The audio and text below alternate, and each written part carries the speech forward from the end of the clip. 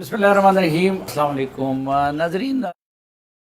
کہا جاتا ہے کہ ہم میڈیا والوں کو اپوزیشن والے اچھے لگتے ہیں، تو اس کی ایک وجہ بھی ہے۔ ایک تو ہمارا کام بنیادی طور پر تنقید کرنا ہے اور غلطیاں نکالنا ہے، لیکن اس میں ہمیں ایک سماجی مسئلہ بھی آ جاتا ہے۔ اب مثلا مولانا فضل الرحمان صاحب ہمارے محترم ہیں، اپوزیشن کے دنوں میں ہمیں انٹرویوز کے لیے بھی اویلیبل ہوتے تھے، گپ شپ کے لیے بھی اویلیبل ہوتے تھے، پینڈا کھلانے کے لیے بھی اویلیبل ہوتے تھے، لیکن جب حکومت میں پھنس گئے ہیں تو پھر ہاتھ نہیں آ رہے تھے، اور بڑی مشکلوں کے بعد کئی مہینے بعد مولانا صاحب کو ہم نے انٹرویو کے لیے مجبور کر لیا ہے۔ مولانا صاحب بہت شکریہ وقت دینے کے لیے۔ اور سب سے پہلے مجھے ایک کھلا تضاد نظر آتا ہے، یہ جو اسمبلیاں ہیں، میں بھی ان کو جعلی کہتا تھا، آپ بھی ان کو جعلی کہتے تھے، اور الیکشن میں جو کچھ ہوا، آر ٹی ایس کو جس طرح فیل کیا گیا، پولنگ ایجنٹوں کو نکالا گیا، باقی سب کچھ، تو اس اسمبلی کی اور اس کی تو کوئی کریڈیبلٹی نہیں ہے، اس سینٹ کی۔ آپ لوگ اس جعلی اسمبلی کو دوام کیوں دینا چاہتے ہیں اور فری اینڈ فیئر الیکشن سے ڈرتے کیوں ہیں؟ بالکل آپ نے وجہ فرمایا کہ اصولی طور پر ہم نے 2018 کے الیکشن کو تسلیم نہیں کیا، اور ان اسمبلیوں کو بھی ہم نے تسلیم نہیں کیا،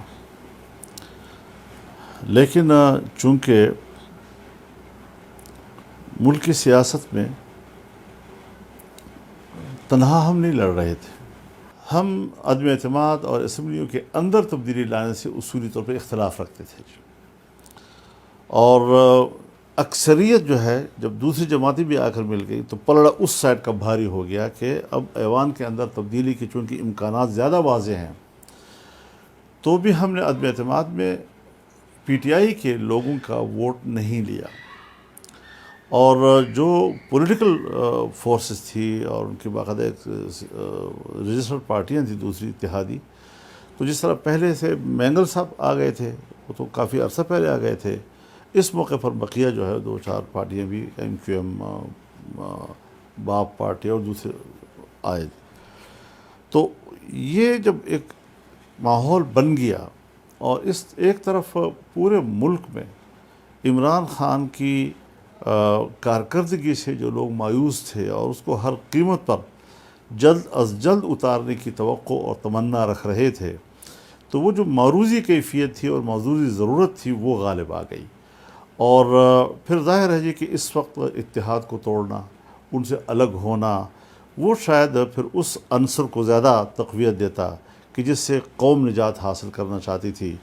تو ان حالات میں پھر جو سب دوستوں نے سوچا، لیکن جس عنصر سے قوم نجات چاہتی تھی وہ عنصر یعنی پی ٹی آئی تو پاپولر ہو گئی، نہ آپ لوگوں سے عمران خان قابو ہو رہے ہیں، نہ ڈالر قابو ہو رہے ہیں، نہ حکومت آپ چلا سکتے ہیں، تو جب چلا نہیں سکتے تو چھوڑ کیوں نہیں دیتے؟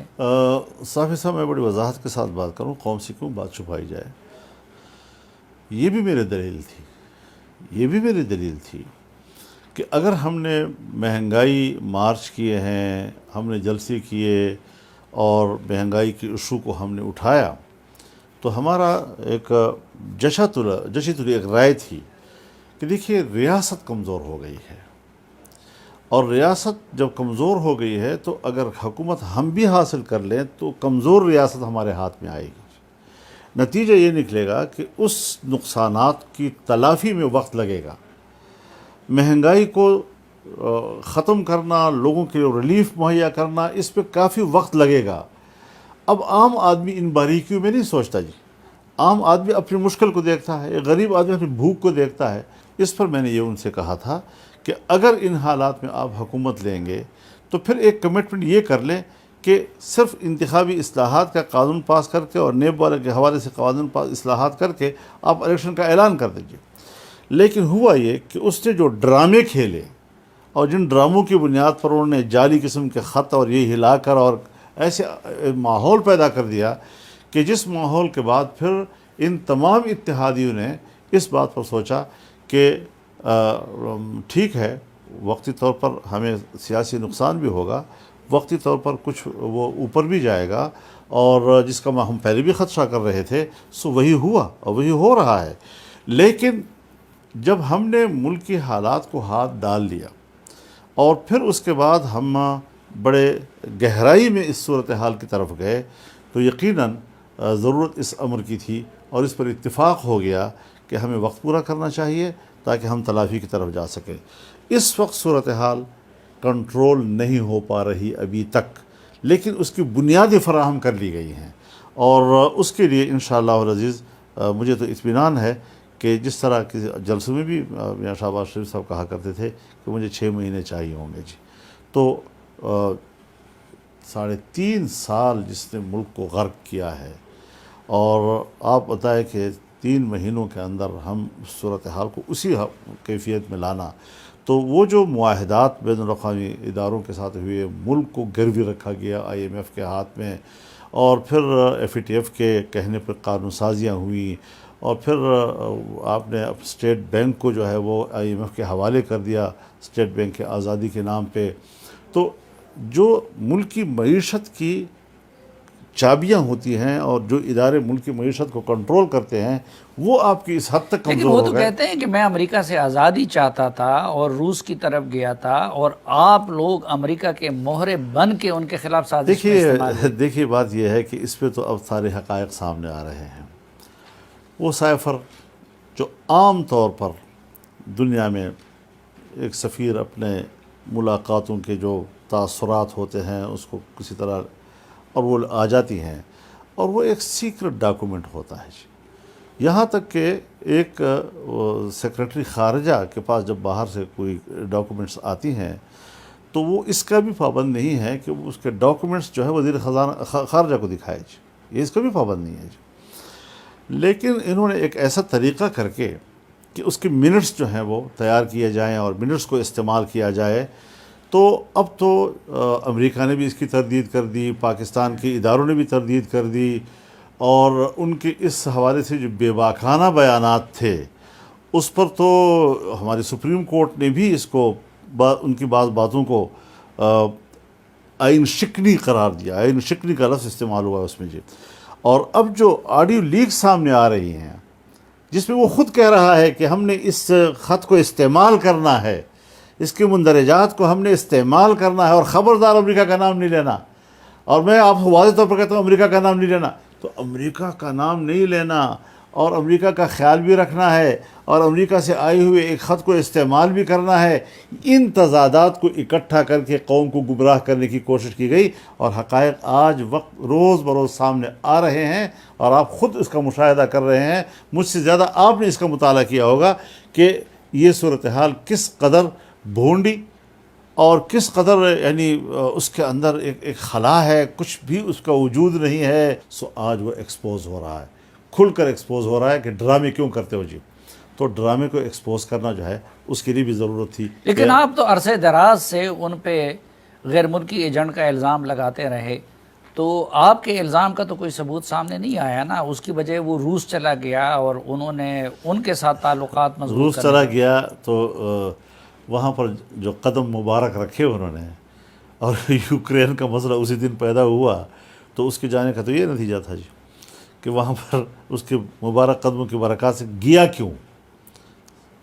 بین الاقوامی جو ضابطے ہیں دنیا کے، اس کے اندر یہ صلاحیت نہیں ہے کہ جس ملک میں وہ جا رہا ہے اس ملک کی اس وقت کی جو اسٹریٹجک پوزیشن ہے اس کو معلوم کرے۔ اس کو یہ پتہ نہیں ہے کہ وہاں کی جو اکنامک پوزیشن ہے وہ کیا ہے، اس کو یہ پتہ نہیں ہے کہ جس ملک میں جا رہا ہوں اس کی پولیٹیکل پوزیشن کیا ہے، اور جس ملک میں جا رہا ہوں وہاں میں کیا اچیو کروں گا۔ تو دورے تو ملک میں دنیا میں ہوتے رہتے ہیں، ہر ملک کا وزیر اعظم دنیا کے ہر ملک میں جاتا ہے، اور یہ اس کی ڈیوٹی بھی ہوتی ہے، تو اگر اس نے اسٹیٹس کو استعمال کر کے روس چلا گیا تو یہ بمقابلے امریکہ تھا کیا؟ روس کے اگر اب ہمارا وزیر اعظم جائے گا، یا ابھی انہوں نے وہاں اقوام متحدہ میں ان سے ملاقاتیں کی ہیں، ورسز امریکہ ہوتی ہیں، یا امریکہ ہم ملیں گے تو ورسز چائنا ملیں گے، یا ورسز پاکستانی مفادات کو سامنے رکھتے ہوئے چیزیں ہوتی ہیں۔ اس کو یہ بھی پتہ نہیں ہے کہ جس ملک میں میں جا رہا ہوں اس میں پاکستانی مفادات کو غرق کر رہا ہوں یا پاکستانی مفادات کو اچیو کر رہا ہوں۔ لیکن اس وقت مولانا فضل الرحمان، زرداری، نواز شریف اور یہ سب لوگ ایک طرف ہے ورسز عمران خان وہ دوسری طرف ہے، وہ اپنے جھوٹ کو قوم کو بیچ سکا، آپ جیسے قداور لیڈر، زرداری صاحب جیسے، نواز شریف، مریم نواز، یہ سب ان کے بیانیے کو لوگوں نے قبول نہیں کیا، یہ آپ لوگوں کی سیاسی ناکامی نہیں ہے؟ دیکھیے، حکومت سے لوگوں کی توقعات ہوتی ہیں کہ وہ میری مشکل کو حل کرے جی. جب تک آپ اس کی مشکل کو حل نہیں کریں گے، یہ تأثر جو ہے وہ پبلک میں جو جاتا ہے منفی یا تنقیدی، وہ ایک فطری عمل ہوتا ہے اور اس سے آپ کسی کو روک نہیں سکتے جی. لیکن ایک چیز کو پبلک کو سوچنا ہوگا کہ متضاد الخیالات، مختلف الخیالات بھی نہیں، متضاد الخیالات پارٹیاں وہ ملک کی تمام آج یکجاں ہیں. اٹ مینس کہ قومی یکجہتی کی ضرورت تمام پارٹیاں کیوں محسوس کر رہی ہیں؟ اس لیے کہ اگر یہ شخص بدستور برقرار رہتا ہے اور عالمی ایجنڈے کی پیروی میں پاکستان کو نقصان پہنچا رہا ہے، پاکستان کی دفاع کو نقصان پہنچا رہا ہے، پاکستان کی ایٹمی صلاحیت کو نقصان پہنچا رہا ہے، پاکستان کی معیشت کو نقصان پہنچا رہا ہے، پاکستان کے نظریے کو نقصان پہنچا رہا ہے، تو اس کے مقابلے میں ساری قوتیں یکجا ہو کر ایک قومی یکجہتی، یہ بحرانوں میں ہوتا ہے. سیاسی اختلافات کو بلانا پڑتا ہے، یکجہتی ہوتی ہے. ایک سیاسی پارٹی کی جعلی حکومت کے مقابلے میں پوری قوم کو یکجا ہونا، اس کی بھی ذرا تو اٹ وجوہات. مینس کہ عمران خان بہت بڑی قوت ہے کہ جس نے آپ سب جیسے متضاد الخیال لوگوں کو یکجا کیا اپنے تو مقابلے. یہی چیز ہے کہ وہ خود کچھ نہیں ہے. میں تو بار بار کہتا ہوں کہ اس میں کوئی صلاحیت نہیں ہے، نہ وہ پڑھا لکھا ہے، انگریزی ٹھیک ہے بول لیتا ہے، چھکا مار سکتا ہوگا، گیند پھینک سکتا ہوگا، اس کیٹیگری کا. لیکن جس قوتوں نے پیچھے سے ان کو یہاں پر پہنچایا ہے اور ان کے جو ایجنڈے ہیں ان کو ہم نے ناکام بنایا ہے. آپ جانتے ہیں کہ بین الاقوامی مغربی استعمار یا اس کی قیادت کرنے والا امریکہ، اس کے خلاف ایک نظریاتی آواز جمعیت علماء اسلام کے علاوہ پاکستان میں کون ہے؟ اور کتنی قوت کے ساتھ ہم نے ملک کو بیدار کیا اور قوم کے اندر ایک یکجہتی پیدا کی. اگر اسرائیل کو تسلیم کرنے کی بات ہوئی، اس کا راستہ اگر روکا ہے تو جمعیت علماء اسلام نے روکا ہے کہ یہ پاکستان کا نظریہ نہیں ہے، پاکستان کے اساس کے خلاف ہے اس قسم کا تصور. فلسطینیوں کے حقوق کو دبانا ہے اور ان کو دفن کرنا ہے، بیت المقدس کو دفن کرنا ہے، قبلہ اول کو. یہ ساری بحث ملک میں چھڑ گئی اور جس کے مقابلے میں جس صد سکندری کا مظاہرہ ہمارے نوجوانوں نے کیا، الحمدللہ قوم نے لیکن ساتھ اقوام دیا. متحدہ میں اسلامی فوبیا کے خلاف بھرپور تقریر تو انہوں نے کی. تو بے اثر ثابت ہوئی نا، ان نمائش تھی نا ساری چیزیں جی. بات یہ ہے کہ ریاست مدینہ کا لفظ بھی بول لیتا ہے. تو نمائشوں سے حکومتیں نہیں چلتی، کمٹمنٹ سے چلتی ہیں. آپ یا کارڈ استعمال کریں گے یا کاز استعمال کریں گے. اسلام ہو، ریاست مدینہ ہو، اینٹی امپریلزم ہو، اس پر ہمارا کاز ہے. اور آپ نہیں سمجھتے کہ یہ آدمی تمام چیزوں کو بطور کارڈ کے استعمال کر رہا ہے، تو کارڈ 2 دن چلتا ہے، تیسرے دن ختم ہو جاتا ہے جی. لیکن اس کے بھی تو کوئی ثبوت سامنے آ جاتے ہیں نا، جب آپ کہہ رہے تھے کہ جی وہ غیر ملکی ایجنٹ ہے، یہ ہے وہ ہے، تو اس کا بھی تو آپ کوئی ثبوت، اب حکومت بھی آپ کے پاس سے سامنے نہیں لا سکے. میرے خیال میں سیاسی دنیا میں پبلک کو آگاہ کیا جاتا ہے اور اس حوالے سے بہت سی چیزیں سامنے آ گئی ہیں، تمام چیزیں سامنے آ گئی ہیں. آج بچے کے زبان پر یہی لفظ ہے کہ یہ بیرونی ایجنٹ ہے، بیرونی ایجنڈے پر پاکستان بھیجا گیا. پہلے اس ملک میں سیاسی عدم استحکام لایا گیا، سیاسی عدم استحکام پاناما کے ذریعے لایا گیا، پھر اس کے بعد اقتصادی عدم استحکام لایا گیا، وہ عمران خان کے ذریعے لایا گیا. آپ خود اندازہ لگائیں کہ سپیک کتنا بڑا منصوبہ ہے. اس اتنے بڑے منصوبے اور چین جیسے دوست کی پاکستان میں انویسٹمنٹ اور امریکہ کی خارجہ پالیسی کا ایک بنیاد ٹھہرا کہ اگر سپیک کا کوئی حامی ہے تو امریکہ کا دشمن، اور اگر سپیک کا کوئی مخالف ہے تو امریکہ کا. اس نے فریز کیا اس کو جی، میگا پروجیکٹس کو فریز کیا اس نے جی، بیڑا غرق کر کے رکھ دیا ان لوگوں نے جی. تو آپ سمجھتے ہیں کہ سی پیک میں رکاوٹیں ڈال کے انہوں نے امریکہ کی خدمت کی؟ ظاہر ہے جی، امریکہ کی خارجہ پالیسی کا مدار یہی تھا اور ابھی بھی ہے اس کا. لیکن ہم نے ملک کی مفاد کو دیکھنا ہے. ہم امریکہ سے بھی یہ کہنا چاہتے ہیں کہ ہم آپ کے مفادات کے دشمن نہیں ہیں، لیکن اگر آپ پاکستان کے مفاد پر کلہاڑا ماریں گے تو پھر ہمیں اپنے مفاد کے تحفظ کا حق حاصل ہے. لیکن پھر جو بائیڈن ان کو فون بھی نہیں کرتے اور شہباز شریف سے ملے بھی. وہ سیاسی معاملات ہیں، بلکہ اس میں زیادہ تر امریکہ کے اندرونی معاملات بھی ہیں کہ اس نے وہاں جا کر ٹرمپ کو سپورٹ کیا جو بائیڈن کے خلاف اس کو سپورٹ کیا، اور ٹرمپ کا جو داماد تھا جیرڈ کرشنر، اس کے ساتھ تو باقاعدہ یاری لگوائی تھی زلفی بخاری صاحب نے جی، اور پھر اس حد تک قریب ہو گیا کہ میں کسی طرح ٹرمپ کے ذریعے سے وائٹ ہاؤس میں پہنچوں گا جی۔ یہ سارے ڈرامے یہ پہلے بھی کھیلتا رہا ہے، بش کے زمانے میں بھی کھیلتا رہا ہے کہ میں وائٹ ہاؤس تک رسائی حاصل کر سکوں جی۔ تو اس سارے صورتحال میں ایک رد عمل تھا جو بائیڈن کا، جو اس کے امریکہ کی سیاست میں مداخلت کے حوالے سے، اور اس پر ظاہر ہے کہ ان کی ناراضگی ایک فطری بات ہے جو ابھی چل رہی ہے، تو یہ اس کا تعلق پاکستان سے نہیں ہے اور نہ ہی پاکستان کے حوالے سے ہے، اس کردار سے ہے۔ یہ روزانہ جا کر، اب آپ دیکھیں، ایک دفعہ ایک کو لے آیا اپنے اقتصادی مشیر بنانے کے لیے جی، پبلک نے ہنگامہ کیا۔ آج پھر وہ لاس اینجلس میں ایک کونسلر کے انتخاب کی سپورٹ میں انٹرویو دیا۔ کیا کام ہے آپ کے دوسرے ملک کے معاملات میں مداخلت کی؟ جاتا ہے اپنے سالے کی الیکشن کمپین میں برطانیہ کے لیے ایک پاکستانی نژاد مسلمان کے خلاف۔ زیک سمتھ کی آپ بات کریں جی ظاہر یہ سارا کچھ اس نے کیا ہے۔ تو یہ ساری چیزیں دلیل نہیں ہے، اور میں آپ کو بتانا چاہتا ہوں کہ جس زیک کے الیکشن میں یہ گیا ہے، اس کا جس تنظیم سے تعلق ہے، آپ آج بھی دیکھیں اس کا لوگو کیا ہے، conservative friends of Israel, CFI۔ اس کی تنظیم کے باقاعدہ سٹیج پر جا کر اس کے لیے کنوینسنگ کرتا ہے۔ آپ مجھے ثبوت مانگتے ہیں، اور کیا ثبوت دوں میں آپ کو؟ نہیں، لیکن عمران خان کا اپنا لوگو تو ریاست مدینہ ہے نا، وہ تو آج بھی جو تقریر کرتے ہیں تو کہتے ہیں میں ریاست مدینہ قائم کرنا چاہتا ہوں۔ تو امریکی ایجنٹ آپ ریاست مدینہ کی بات کر سکتے ہیں۔ صاحب آپ کا اختیار ہے، آپ جو بھی سوال کرتے ہیں۔ ایک خاتون اپنے خاوند کے ساتھ آتی ہے اور یہ اٹھا کے اس کو پرائم منسٹر ہاؤس میں 1.5 مہینے 2 مہینے تک یرغمال رکھتا ہے، حبس بے جا میں رکھتا ہے۔ وہ چلی گئی ہے عدالت میں رونے دھونے کے لیے کہ مجھے پرائم منسٹر ہاؤس میں کیوں حبس بے جا میں رکھا گیا۔ یہ ریاست مدینہ ہوتا ہے؟ طیبہ گل کی بات کر رہے ہیں، طیبہ گل کی بات کر رہا ہوں۔ یہ ہوتا ہے ریاست مدینہ کہ آپ اپنے گھر کے اندر اور پرائم منسٹر ہاؤس کے اندر ایک میاں بیوی کو ایک لمبے عرصے تک کس جرم میں یرغمال بنائے ہوئے حبس بے جا میں رکھا ہوا ہے جی، اور بات کرتے ہیں اب ریاست مدینہ کی؟ شرم نہیں آتی اس بات پر؟ ناظرین ایک مختصر بریک، واپس آئیں گے تو مولانا فضل الرحمان صاحب کے ساتھ گفتگو آگے بڑھائیں گے، ہمارے ساتھ رہیے۔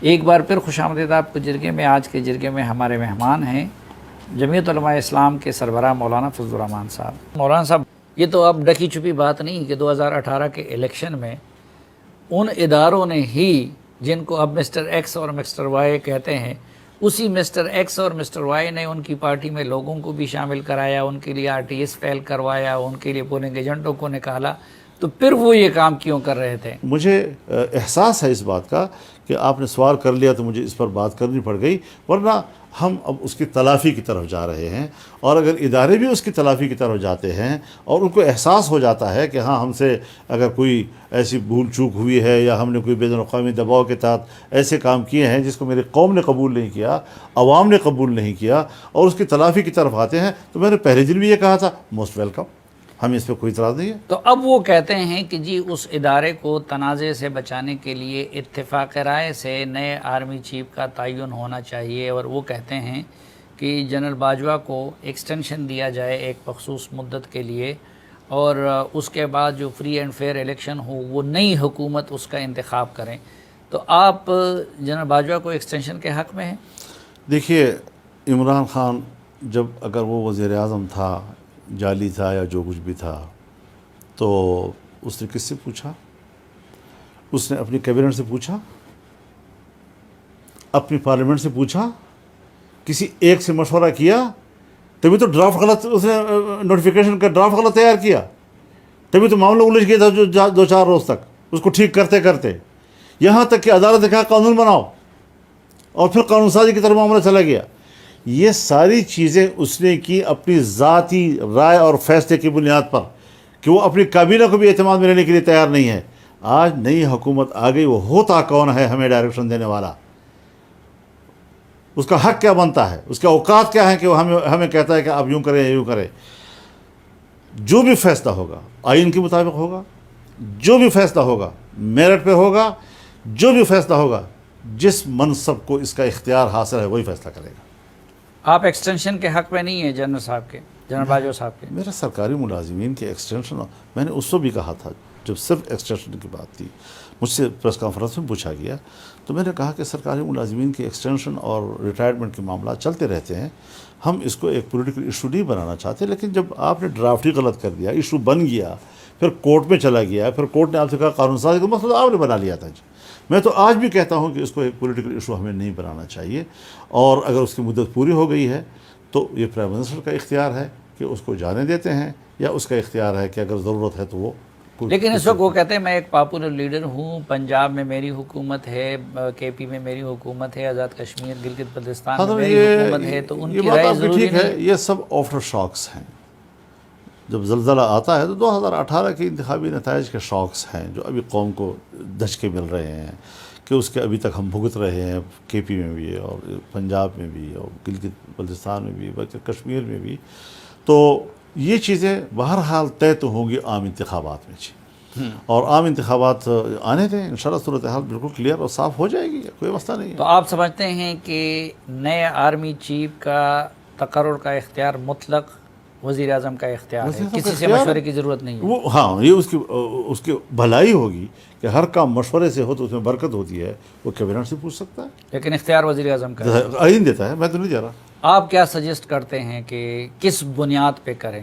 میں نے آج تک اس میں دلچسپی نہیں لی صاحب، سینیارٹی پہ کریں، کسی اور مجھے میں نے نہ وہ رولز پڑھے ہیں نہ وہ قوانین پڑھے ہیں، لیکن جو بھی آئین اور قانون کا تقاضا ہے اس کو پورا کیا جائے، بس اس پہ میں۔ اچھا، قانون اور آئین کا ایک اور تقاضا بھی ہے کہ یہ 2000 اصل میں ابھی دیکھیں عمران خان صاحب نے اب یہ بیانیہ بنایا ہے نا کہ میرے خلاف سازش ہوئی، کبھی وہ امریکہ کے سے جوڑتے ہیں، کبھی فوج سے وہ جوڑتے ہیں، اور مسٹر ایکس اور مسٹر وائی کا کہ میری حکومت انہوں نے چھین لی، حالانکہ اصل سازش اور اصل مداخلت وہ 2018 میں ہوئی تھی۔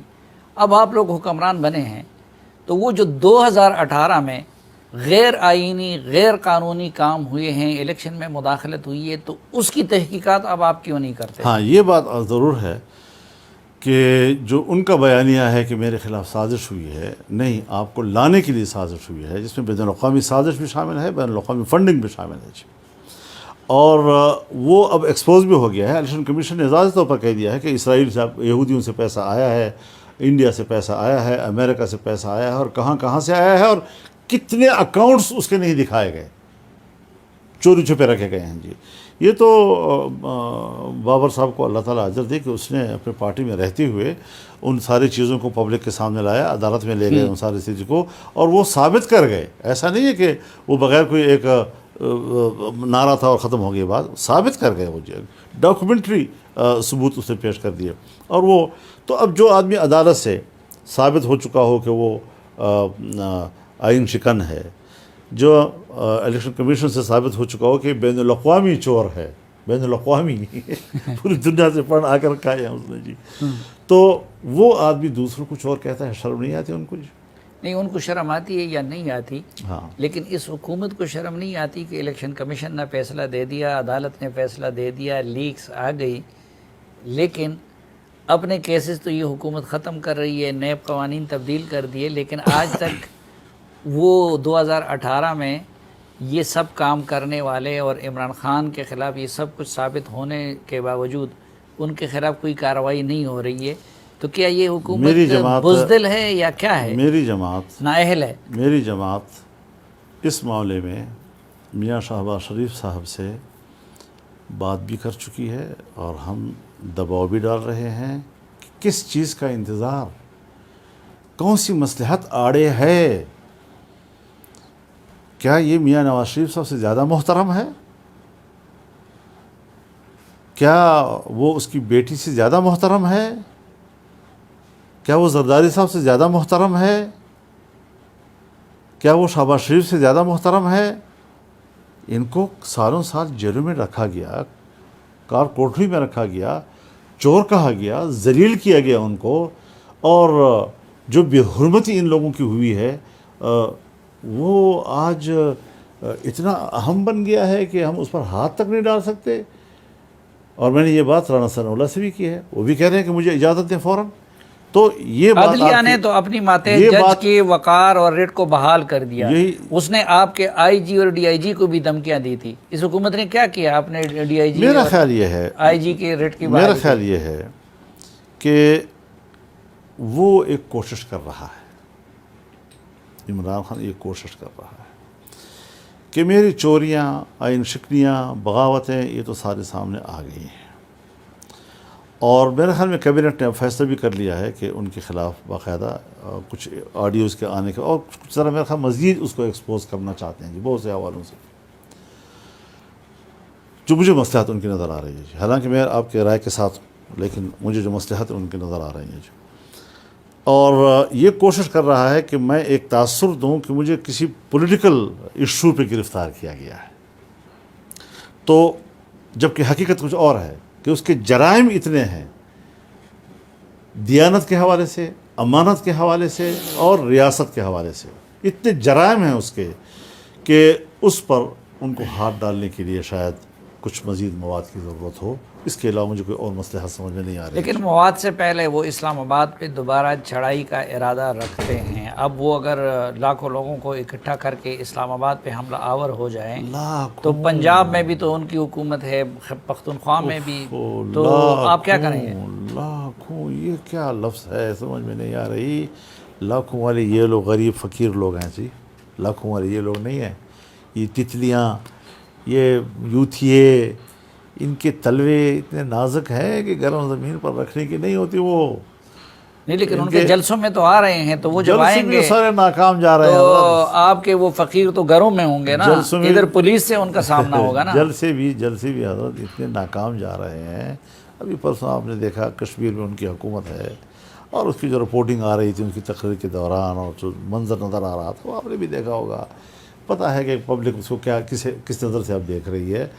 تو یہ روز روز کا اس کا دوڑنا چلنا، آنیاں جانیاں، بس یہی دیکھتے رہیں گے. اور اب اس میں وہ جاذبیت ختم ہو چکی ہے. وہ پولیٹیکل لیڈر تو آلریڈی نہیں تھا جی. یہ آپ کے ہاں بڑی آنیاں جانیاں ہوتی تھی چودھری شجاعت اور پرویز الہی کی، آپ کے ان کے ساتھ خاندانی تعلقات بھی ہیں. یہ پرویز الہی آپ کے ہاتھ سے کیسے نکل گیا؟ اور جس طرح شبلی فراز نے اپنے بڑوں کی عزت کو داؤ پہ لگا دیا، تو اس وقت تو چودھری پرویز الہی بالکل شہباز گل کا لہجہ استعمال کر رہے ہیں. تو یہ آپ کے کنٹرول سے اتنا باہر کیوں گیا؟ باہر مجھے افسوس ہے اس کے رویے پیچھے. سیاستدان کو اپنی زندگی میں سیاسی کردار اس طرح پاؤں تلے نہیں روندنا چاہیے جس طرح انہوں نے کیا جی. ہم ان کو بڑی عزت دینا چاہتے تھے جی، لیکن خدا جانے کس لالچ میں اس نے یہ بھونڈی حرکت کر دی. مجھے افسوس ہے اس کے اوپر، ایک دوست کی حیثیت سے یقین جانیے جی. آپ اور زرداری صاحب کچھ کوشش کر رہے ہیں کہ ان کو دوبارہ راہ راست پہ لے آئیں، اور جو پہلے سے ارینجمنٹ ہوئی تھی پنجاب میں کوئی تبدیلی کا امکان ہے؟ اگر اس حوالے سے کچھ ہے بھی تو وہ انٹرویو میں کہنے کا نہیں ہے. اچھا ناظرین، مولانا فضل الرحمان صاحب کے ساتھ یہ جرگہ جاری رہے گا، لیکن ایک وقفے کے بعد.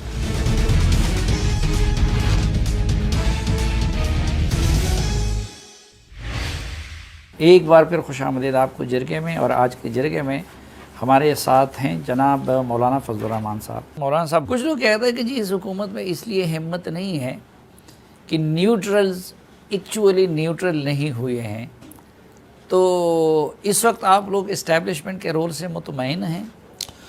دیکھیے، کچھ چیزیں ضروری نہیں کہ آپ اس پر بحث کریں اور اس پر گفتگو کریں. بظاہر تو ایسی کوئی چیز نہیں ہے، کیونکہ ہم نے ظاہر کے مکلف ہیں. اگر آپ مجھ سے ایک بات کر رہے ہیں تو مجھے آپ پر اعتماد کرنا چاہیے کہ آپ جو کچھ کہہ رہے ہیں وہی آپ کا مقصود ہوگا. اور پھر جو ذمہ دار لوگ ہوتے ہیں جن کے رویے سے ریاست کی استحکام اور اس کی کمزوری وابستہ ہوتی ہے، اور پھر کچھ چیزیں جو مشاہدے میں آ چکی ہیں، اور من جرب المجرب حلت بہ الندامہ، کہ تجربہ شدہ چیز کو دوبارہ تجربے میں لانا، اس کا نتیجہ سوائے ندامت کے اور کچھ نہیں ہوتا. اتنا بڑا ادارہ ایسا کیوں سوچے گا اور کیسے سوچے گا آخر؟ تو ساری چیزیں ان کے سامنے، ہم سے زیادہ ان کے سامنے ہیں، ہم سے زیادہ وہ بہتر جانتے ہیں سارے صورتحال میں. لہٰذا اس حوالے سے کسی شک کی بات کرنا یہ مناسب نہیں ہے. اچھا شک کی بات تو نہیں کرتے، لیکن ایک بات جو یقینی ہے، ایک معاملہ ایسے تھا کہ اس پہ آپ اور عمران خان کا موقف ایک تھا، آپ بھی افغان طالبان کے سپورٹر تھے، وہ بھی افغان طالبان کے سپورٹر تھے، آپ بھی سمجھتے تھے کہ ٹی ٹی پی اور ٹی ٹی اے کا کوئی آپس میں ربط نہیں ہے، اور عمران خان بھی یہ سمجھتے تھے کہ ٹی ٹی پی اور ٹی ٹی اے کا آپس میں کوئی ربط نہیں ہے، لیکن اس وقت خیبر پختونخوا میں ٹی ٹی پی دوبارہ متحرک ہو گئی ہے، اور حالت یہاں تک آ گئی ہے کہ میں نے آج پتہ کیا تو سوات میں پی ٹی آئی کا کوئی ایم این اے، کوئی ایم پی اے بشمول وزیر اعلیٰ، وہ پچھلے 1 مہینے کے دوران ادھر جانے کی جرت ہی نہیں کر سکا۔ تو یہ ٹی ٹی پی کا مسئلہ افغان طالبان کے آنے سے حل ہونے کی بجائے بڑھ کیوں گیا؟ یہ ایک معمہ بھی ہے اور معمہ نہیں بھی ہے، دونوں صورتیں اس کی موجود ہے۔ معمہ اس لیے ہے کہ کھل کر اس پر بات نہیں ہو سکتی، اور سادہ اس لیے ہے کہ یہ سب چیزیں اس کی حکومت میں کیوں نہیں ہو رہی تھی اور آج کیوں ہو رہی ہیں، یہ ساری چیزیں کیوں ہو رہی ہیں آج، کیوں مشکلات پیدا کی جا رہی ہیں جی، تو یہ پریشان کن صورتحال ہے۔ یعنی صورتحال پورے خیبر پختونخوا میں بہت تشویشناک ہے، بلوچستان تک جی، بلوچستان میں۔ اس کے لیے بجائے اس کے کہ ہم بیٹھ کر ماضی کو دہرائیں، تنقید کریں، اچھا کہیں برا کہیں، 2 پہلو سے سوچنا ہے۔ دیکھیے میں ایک بات آپ کے سامنے ایک سیاسی کارکن کی حیثیت سے کہتا ہوں، جمہوری جدوجہد کے ذریعے سے آئین میں اصلاحات کرنا، آئین کو اسلامی بنیادیں فراہم کرنا، قوانین کو شریعت کے مطابق بنانا، یہ ایک منہج ہے جو ہمارا ہے۔ لیکن آج اگر ایک جنگ ہو رہی ہے اور اس میں مجھے کوئی شخص کہتا ہے جی کہ بندوق کے راستے سے شریعت کیوں، اگر میں آپ کی بات مان بھی لیتا ہوں اور میں بندوق کو پاکستان کے اندر مصلحت کے خلاف سمجھتا ہوں اور اپنی دینی مقاصد کے لیے اس کو نقصان دہ سمجھتا ہوں حکمت عملی کی بنیاد پر، لیکن اگر مجھے پارلیمنٹ کے راستے سے بھی شریعت نہیں مل رہی اور سن 1973 سے نہیں مل رہی، آج سے نہیں، سن 73 سے اسلامی نظریاتی کونسل کا قیام، ان کی سفارشات مکمل اور پھر مکمل اور پھر مکمل، اور ایک قانون سازی آج تک نہیں ہوئی، تو پھر مجھے اس بات کا اندیشہ ہے، خدا نہ کرے کہ جمہوریت پھر اپنا مقدمہ ہار نہ جائے۔ نہیں تو اس کا مطلب ہے کہ آپ بھی بندوق اٹھانے کا ارادہ رکھتے ہیں؟ نہیں، میں تو روکنے کی کوشش کر رہا ہوں اور کروں گا، لیکن میں اپنے دوستوں کو کہنا چاہتا ہوں، اپنے اداروں کو کہنا چاہتا ہوں، پولیٹیکل پارٹیز کو کہنا چاہتا ہوں کہ بھائیو، آئین کی پیروی ہم سب کا فریضہ ہے۔ اگر ایک سیاستدان مجھے یہ کہتا ہے کہ آئین کے اندر جو اسلامی دفعات ہیں، میرا ہدف یہ ہے کہ میں اس کو آئین سے نکال دوں۔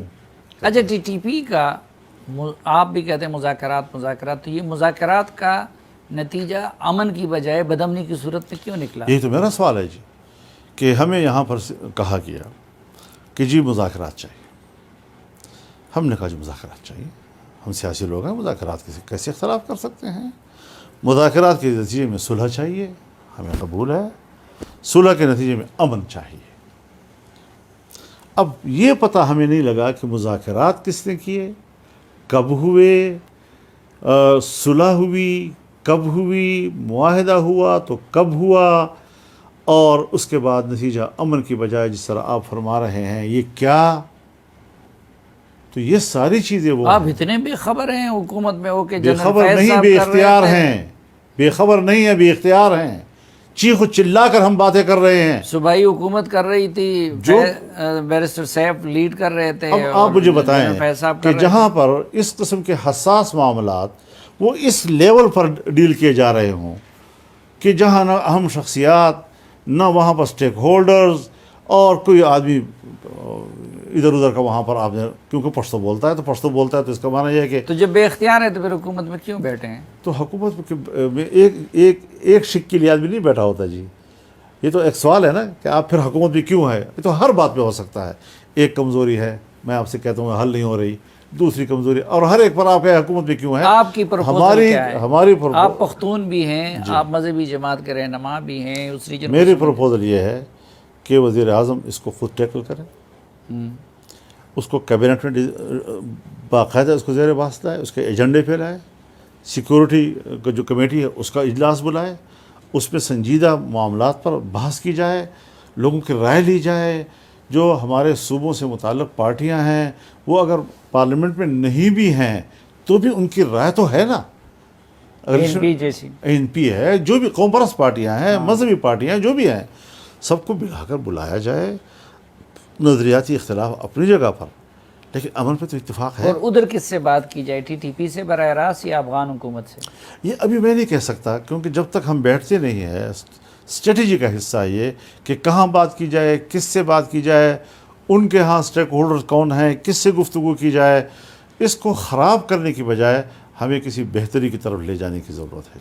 اس کو تو آپ بہتری کی طرف جانیں گے، یا اس میں چلو آپ بے اختیار بھی ہیں. ایک چیز جس میں آپ با اختیار ہیں، روزانہ ہم صبح اٹھتے ہیں تو 10-15 معاون خصوصی کا نوٹیفیکیشن جاری ہو چکا ہوتا ہے، اور پتہ نہیں وہ کیا کام کرتے ہیں. اس روز میں نے کہہ دیا کہ یار بس یہ تینوں پارٹیوں کے سب ممبران کا نوٹیفیکیشن جاری کر دیں، لیکن آج تک آپ 3 صوبوں کا گورنر مقرر نہیں کر سکے. اور اسی لیے تو ہم نام نہیں دے رہے کہ بھائی اتنے تھوک میں جو چیزیں بانٹی جا رہی ہیں. تو میرے خیال میں ہمیں واقعی یہ چیزیں آپ کی لیکن بلوچستان اور خیبر پختونخوا جیسے صوبوں کو کے گورنر نہیں ہیں، وہاں پی ٹی آئی والا ابھی تک بیٹھے ہوئے علل تللوں میں، اور وزیر اعظم کے ایک دستخط سے ہوتا ہے، اور اس میں سب سے بڑی رکاوٹ آپ ہیں. اور اس نے جتنا ٹائم اس کو مل رہا ہے یا مل گیا ہے، اس نے ایک قدیم یونیورسٹی جو پشاور یونیورسٹی کے بعد بڑی یونیورسٹی آپ کے صوبے کی گومن یونیورسٹی، اس کو تباہ و برباد کر کے رکھ دیا ہے. اور بالکل جیسے پی ٹی آئی اور اس کی حکومت نے جچے تلے انداز کے ساتھ ایک یونیورسٹی کے ساتھ ظلم کیا ہے اور اس کو تباہ و برباد کیا ہے، تو اس تاخیر میں تو یہ ساری چیزیں نقصانات ہو رہے ہیں. لیکن ہمیں تو یہ بتایا رہا جائے کہ آپ اور این پی کی جھگڑے کی وجہ سے گورنر مقرر نہیں ہو رہا ہے. نہیں، میری ملاقات ابھی کچھ عرصے پہلے ایمل خان کے ساتھ ہوئی تھی، وہ میرے پاس تشریف بھی لائے تھے، اور اس میں ہمارے درمیان تو کوئی اس میں الجھن نہیں ہے. کہاں الجھن ہے اب اس پر وہ بھی پریشان ہے، ہم بھی پریشان ہیں. آپ ان کو دینے کو تیار ہیں؟